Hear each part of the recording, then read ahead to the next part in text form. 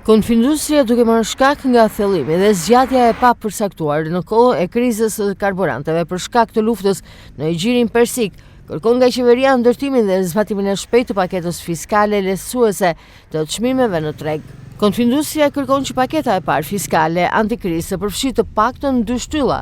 Së pari, gjithë shtesat e të ardhurave në buxhet nga zbatimi i TVSH-s mbi çmimet e rritura të karburanteve krahasimisht me kohën e parakrizës, të rikthehet drejt për qytetarët dhe bizneset në çmim fundor.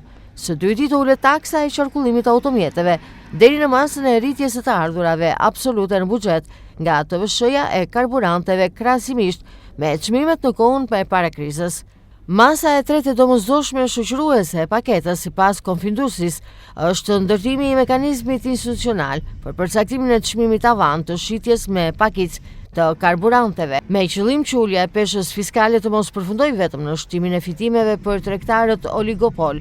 Çmimet me pakicë të treg kanë kapur kufite e 200 lek për litër dhe ka hush për rritje të mëtejshme që mund të krijojnë pasoja shkatruese për ekonominë, industritë dhe qytetarët. Shqipëria ka çmimet më të larta të karburanteve në rajon dhe rritja e menjëhershme do të rrezikonte një krizë ekonomike të plotë e me pasoja të rënda shumë përmasore deri në qëndrueshmërinë politike dhe rendin kushtetues të vendit.